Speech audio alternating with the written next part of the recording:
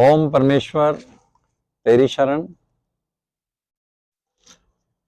प्रिय बंधुओं, आज फिर मैं आपके समक्ष प्रस्तुत हूँ और एक नई चर्चा लेकर। लेकिन ईश्वर तो सर्वव्यापक है और उसकी व्यापकता का क्या वर्णन किया जा सकता है। सभी वेदों ग्रंथों में उसमें यही लिखा गया है कि न इति न इति न इति, इसकी कोई इति नहीं है। ईश्वर की व्यापकता इतनी है और ईश्वर की सूक्ष्मता भी इतनी है।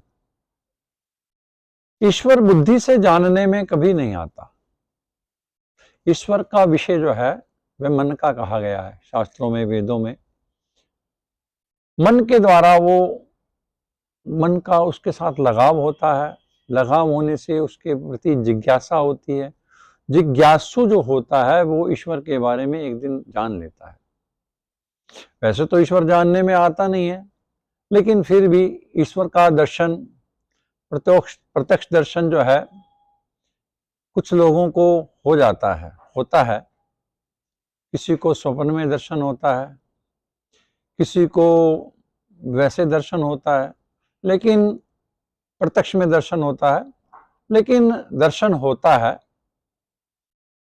उसकी व्यापकता इतनी है ईश्वर की कि वो समझने में, जानने में बहुत समय लगता है मनुष्य को। और मन से विषय यदि हम मन से मान लिया तो उसको वहां तक पहुंचने में समय नहीं लगता। जैसे एक बार बुल्ले शाह ने अपने गुरुजी से पूछा, गुरुजी रब की पाना, रब किवें पाइए, तो रब नूं किवें पाइए। तो गुरुजी ने उनसे कहा कि बुलिया रब दा की पाना, इधरों पुटना तो इधरों लाना। मतलब विषय विकारों से हटाकर अपने मन को हमें एक दिशा में लगाना होता है, परमात्मा की तरफ लगाना होता है। जैसे ही हम विषय विकारों को कम कर देते हैं, परमात्मा की तरफ चल पड़ते हैं। परमात्मा की तरफ हमारा बढ़ाया हुआ है पहला कदम, वह हमें आगे तक पहुंचा देता है। अब ये पहला कदम बढ़ाने के लिए भी कहा गया है शास्त्रों में कि जब हम पहला कदम बढ़ाते हैं तो ईश्वर आपका हाथ पकड़ लेता है और अपनी शरण में ले लेता है। पहला कदम मनुष्य को ही बढ़ाना पड़ता है। जैसे कि रामायण में भी लिखा गया, एक घड़ी आधी घड़ी आधी से पुनियाद, और तुलसी संगत साध से कटे कोट अपराध। मतलब मनुष्य का जो जीवन है उसमें पापों की बेइंतहा। सुबह उठता है, उठने से पहले जैसे ही जमीन पर पैर रखता है तो पाप वहीं से शुरू हो जाते हैं। दृष्टि से पाप होते हैं, श्रवण से पाप होते हैं, वाक्य बोलने से पाप होते हैं। तो इस प्रकार पाप जो है नित्य प्रतिदिन मनुष्य करता है। चलने से पाप होते हैं, जो कीड़े मकोड़े मर जाते हैं हमारे पैरों के नीचे आ जाते हैं, या हमारे पास गाड़ी है, गाड़ी के नीचे आ जाते हैं। तो पाप तो नित्य प्रति होते हैं। इसके लिए कहा गया है 3 संध्याएं कही गई हैं, सुबह की, दोपहर की और शाम को। तीन समय में भगवान का नाम लेने के लिए कहा गया है। तो ईश्वर का जो नाम है, अब 3 संध्याएं, जैसे हमें कार्य भी करने होते हैं तो 3 संध्याओं में हम ईश्वर का नाम भजन नहीं कर पाते। हम सुबह की संध्या को, सुबह की जो संध्या हो, सुबह हम करते हैं, संध्या करते हैं ईश्वर का नाम, इसको संध्या कहा गया है। सुबह हम जब ईश्वर का भजन करते हैं तो रात्रि के किए हुए जो पाप होते हैं, रात्रि तक जो पाप करते हैं हम, वो सुबह उठने के बाद जब ईश्वर का स्मरण करते हैं वो नष्ट हो जाते हैं। और जो सुबह हम पाप करते हैं, जब संध्या शाम को होती है, तो शाम को जब हम संध्या करते हैं तो सुबह पूरे दिन के पाप जो किए होते हैं वो संध्या को, शाम को ईश्वर का भजन करने से नष्ट हो जाते हैं। वास्तव में इस विषय में जो कहा गया है, ये जो पापों को नष्ट करता है ईश्वर का नाम है। लोगों को बहुत सारे कथाकार यही कहते हैं कि जो भाग्य में लिख दिया वो तो होके रहेगा। वास्तव में जो लिखा है वो होता है, लेकिन उसमें कुछ परसेंट एक उम्मीद की किरण अलग होती है। जो लिखा है उसमें चेंजिंग आ सकती है, वो केवल आती है तो केवल मनुष्य जीवन में आती है। मनुष्य जीवन में कैसे आती है? जैसे ही मनुष्य का संपर्क किसी साधु संत पुरुष से होता है, अपने गुरुदेव से होता है, तब उसके जीवन में चेंजिंग आती है, तो उसका जीवन बदलता है। लेकिन ये सत्य नहीं कहा जा सकता कि जैसा लिखा है वैसा होके रहेगा, नहीं। इसमें एक अलग जो मतलब छवि बनाई गई है, इसमें अगर ईश्वर का नाम यदि पापों को हरता नहीं या पापों को काटता नहीं है, तो ईश्वर का नाम कौन लेता? जानने वाली बात है कि यदि हम ईश्वर का भजन करते हैं तो उससे क्या होता है?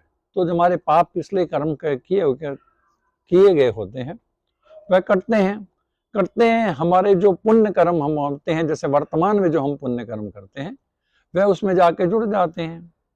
ये तो समझ लो कि एक तराजू है। तराजू इस प्रकार है कि जब पाप कर्म बढ़ते हैं तो मनुष्य के जीवन के अंदर अंधकार बढ़ता है, मनुष्य को ज्ञान नहीं हो पाता वास्तव में क्या करना है क्या नहीं करना।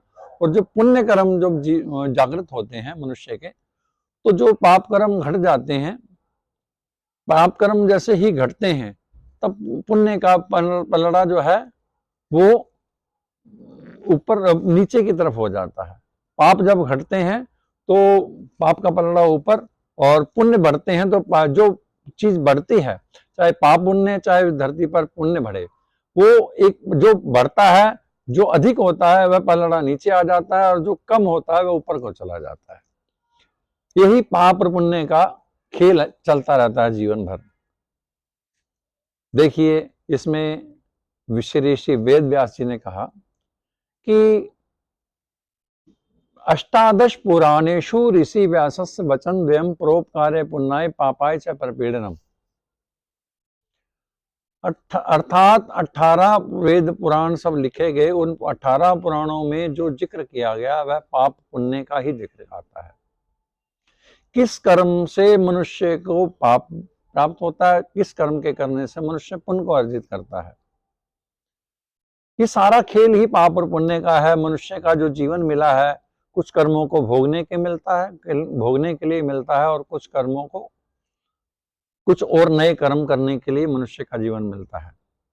वास्तव में अब हमें जो जानना है तो वो हमें जानना है तो आत्मज्ञान जानना है। आत्मज्ञान को जब मनुष्य प्राप्त करता है तो ईश्वर के प्रति जो हमारे मन में जिज्ञासाएं होती हैं, जो भी ईश्वर के प्रति हम जानने की इच्छा होती है कि वास्तव में ईश्वर है क्या, कैसे है, जब मनुष्य जिज्ञासु प्रवृत्ति का होता है तब वो जान पाता है, अन्यथा ईश्वर के बारे में जान नहीं पाता।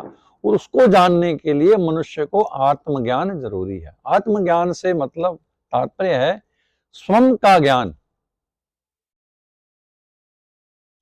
स्वयं से तात्पर्य होता है कि हम कौन हैं, हम क्यों इस पृथ्वी पर आए हैं और हमें क्या करना है, यहां पर आने के बाद हमें करना क्या है, तो हम हमारा उद्देश्य क्या है जीवन का।